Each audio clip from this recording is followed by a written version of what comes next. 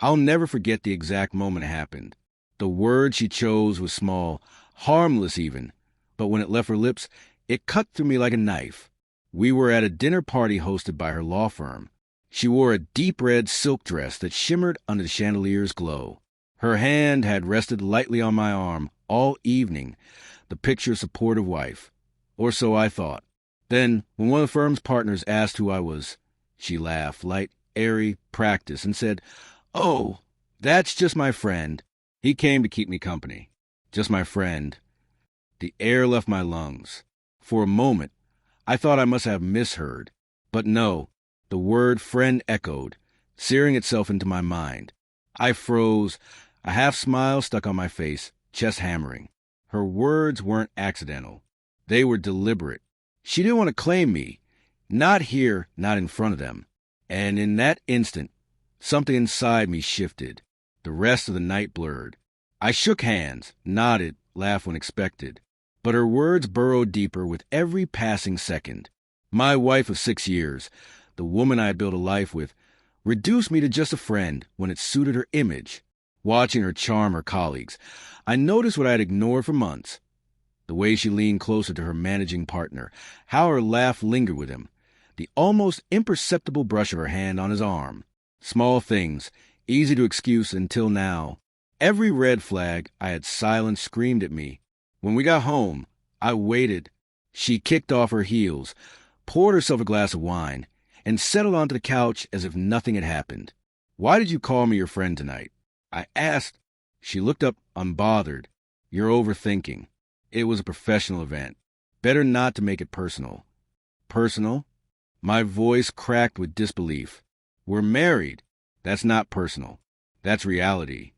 She sighed, annoyed, as though I were a child throwing a tantrum. This is why I didn't say anything. "You always blow things out of proportion." Her deflection stung more than her words.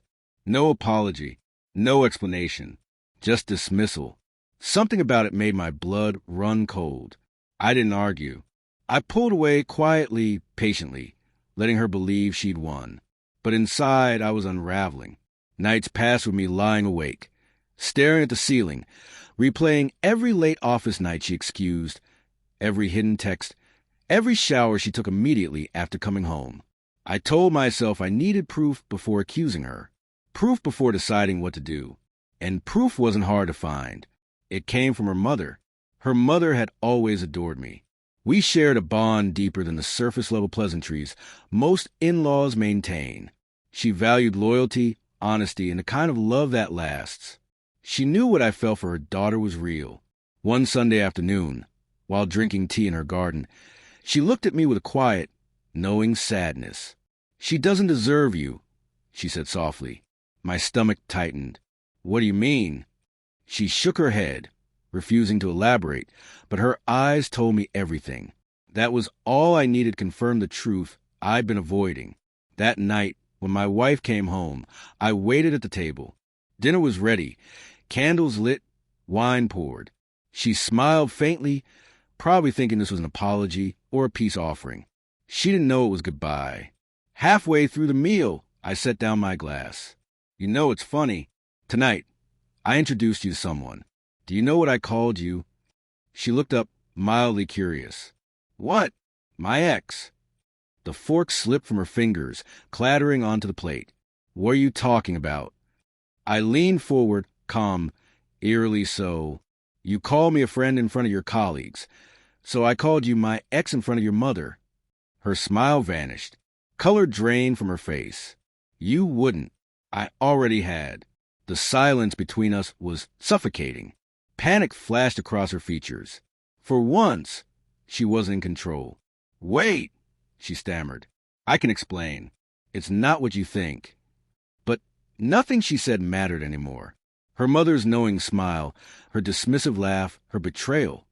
It was all etched in stone. I stood, grabbed my coat, and headed for the door. Her voice trembled behind me. "Please don't do this. We can fix it." I paused, hand on the doorknob, chest heavy with the weight of everything I still felt. Love, anger, grief, and a hollow space where trust had once lived. Without turning back, I said, "Friends don't betray each other. Exes don't get second chances. And I walked out. The night air hit me like a sharp, cleansing slap. For the first time in months, I could breathe. I didn't know what would come next, healing, rebuilding, or just enduring the ache of betrayal. But this I knew. I wouldn't let her rewrite my worth. I was never just a friend, and I deserved more than that.